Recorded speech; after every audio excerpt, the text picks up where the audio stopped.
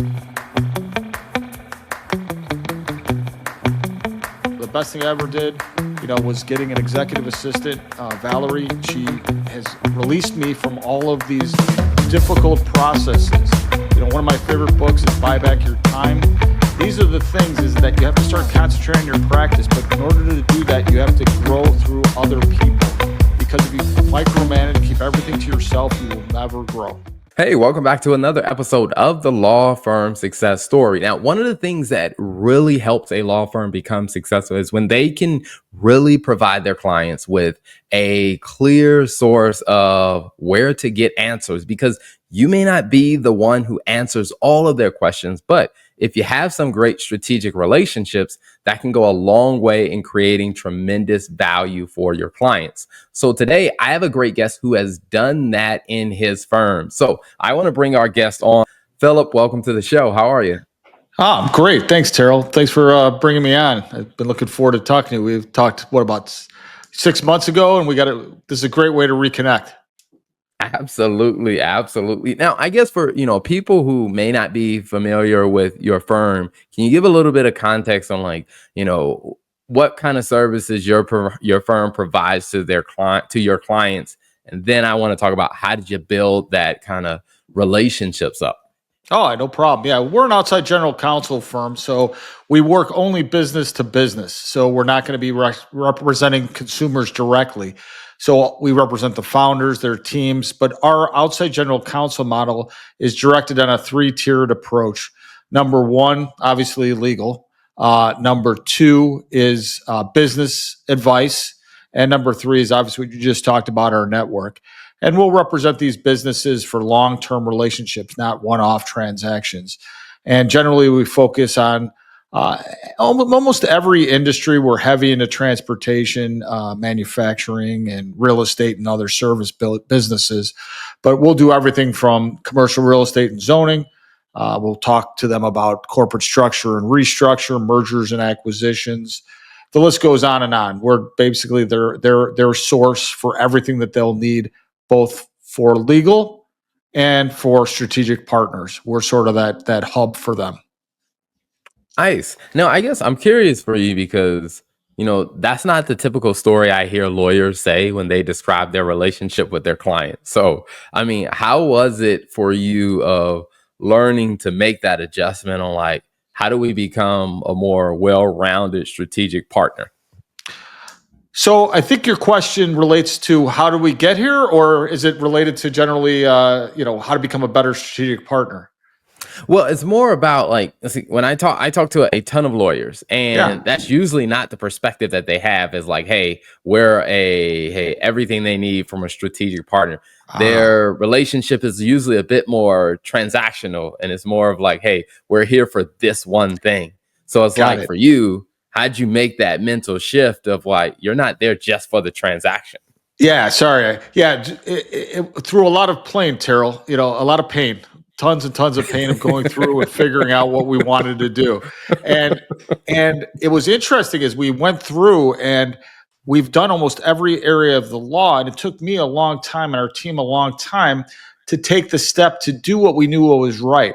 But when you're taking every single client that comes in the door, and you're worried about lost revenue, for all your listeners that are attorneys, you just got to do what you're good at and what you're best at. And then don't worry about everything else. The clients will come if you're at your peak as their attorney and strategic advisor and all they did. So what we did basically is we started following our clients wherever they went, we went, and it ended up being less of, hey, I'm going to worry about how I'm going to get more commercial real estate and zoning, to which clients are our ideal clients. We focus in on those ideal clients, and then we do everything for them. And it's just joyous because it's just it's great relationships. We hang out with these people. We spend time adding value whenever we can. And it just was the right time for us to switch into that model. I couldn't have done it without the clients. That was the key component. No, I guess how do you get your staff and your team to really wrap their minds around hey, we're gonna have a non-transactional mindset with how we deal with our clients, because I'm sure, like, you're not the only one in the firm. So it's like, how do you get your team to really, adjust to that mindset? Well, it was part of a process, and what was happening is that we would notice when we would get clients that didn't fit our model, whatever the model was, because it evolved over time. And when we get clients that we really, really like to deal with, the team who's doing all the legal work here at Fornaro Law, I do some, but not a lot. I'm more into the business development and client development and doing things like this. But basically, it was them saying, hey, we really like to work with this client. We like this client's business model. We think that we can grow with that person and their team and their business. And as a result of that, it's the team that sort of drove it. And they say, and then when we had clients that didn't fit that model, we were quick to get rid of those clients and say, no, not in a mean way, but we're not a great fit. Here's three or four other attorneys that can deal with you on that transactional basis. We only want you here. And as a result, we know them. They keep on coming back to us and we do everything. And it's just a wonderful feeling for the team. Now, I guess I'm curious, as an entrepreneur yourself, I mean, you're building a business yourself. So like, how much has that changed, like, I guess, your thoughts about like your business model? Because what I hear from a lot of lawyers that are very transactional focused, like it's all about getting that next client. Like there is no real longevity, or there's very few returning clients when you're very transaction focused. So I guess, how does that kind of change how you approach your business model? So the key component is that when we talk to a client, we don't want them to be thinking about us as a cost. We want them to be thinking about us as an investment, that they're investing their money and their time into us so that we can give back to them. And when you switch that mindset with the client and you add value to them in so many different ways that lawyers don't add value, when we connect them with strategic partners like yourself, or if we connect them with financial planners or insurance brokers or banks or funding sources, then we're making ourselves sticky. But it's not because we're trying to do it. It's because this is what we've built here. It resonates. So now, Terrell, what happens is they come back to us and they refer into us, and people come to us rather than us going to chase them. Wow. I would say, I mean, since you're on the business development side, it's probably got to make your life a whole lot easier of Yeah, creating. it does. It does. Because every conversation's, not, what you're all about, how do you, it's like, we've heard this, how can you help us? And the worst thing on the sales side, and I don't really like to call it a sales side, but that's the only way to discuss it, the conversion side or whatever you want to call it. The funniest thing, by the end of the conversation, I've already given them sort of a roadmap of where we're going. And most attorneys will say, well, I'm afraid of that. They're going to take it, go elsewhere. If someone comes to my firm, takes my advice, and they succeed, God bless you. Have at it. But what I do know is if they do that, it's very simple. They weren't a client for us. So it doesn't matter. It's actually, they did us a favor, because we would have found out eventually that was the type of person that they are. Now, I will say, I've talked to a lot of lawyers, and that, what you just talked about, that mindset of just like, hey, you know what? We're going to be good either way. I mean, like a lot of lawyers tend to struggle with that. So I guess, like, what helped you kind of make that shift, and this, like being able to say, you know what? If they do that with our advice, then they weren't a good fit. Because I'm sure at one point you may have been thinking about, well, hey, they're taking our advice and they're not hiring us. So like, how did you make that shift to really get comfortable to say, hey, you know what? They're not for us and we're still okay? I mean, again, go back to the pain and the torture and all the things that we went through to figure that out.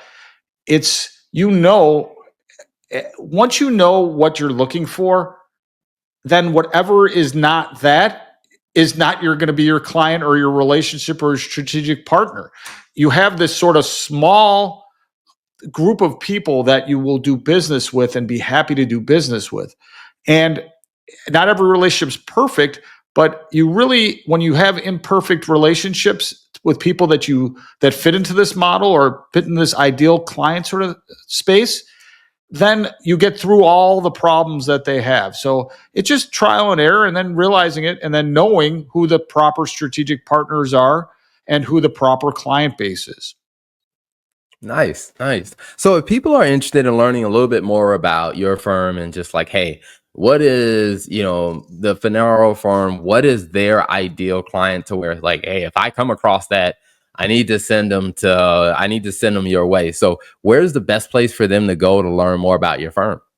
So, I mean, go to LinkedIn because that's where and to my personal page, Philip Fornaro, LinkedIn page.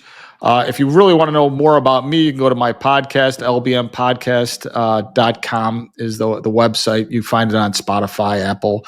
That's more, it's some legal, but most of it is just based on business and how we deal with business and light bulb moments that we have in our lives. That's a real good place to go. But the LinkedIn and our website, I think LinkedIn's a better place for them to hit. Nice. I love it. I love it. Well, I want to say thank you for coming on. And before we wrap up, since you do talk so much about, like say, giving, business advice and sharing some of those light bulb moments, if you were sitting down talking to a law firm owner that's like, hey, I'm trying to figure out, how to grow this firm and take it to the next level, what is probably a piece of advice or something you would tell them to consider? So I think the first thing is to know where to spend your time and to not spend 100% of your time doing the legal work. You either got to find somebody that can do the legal work for you, an assistant. The best thing I ever did, was getting an executive assistant, Valerie. She has released me from all of these difficult processes. One of my favorite books is Buy Back Your Time. These are the things is that you have to start concentrating on your practice. But in order to do that, you have to grow through other people. Because if you micromanage, keep everything to yourself, you will never grow. Awesome. I love it. Well, Philip, thank you so much for coming on. Thank you for being a guest. No, thanks for reaching out to me again. We gotta connect again soon, man. Absolutely. Thank you for tuning in to another episode of the Law Firm and Finance Show, where we give you great content that helps you build a more successful law firm. So make sure you hit that subscribe button on all platforms and follow us for more content.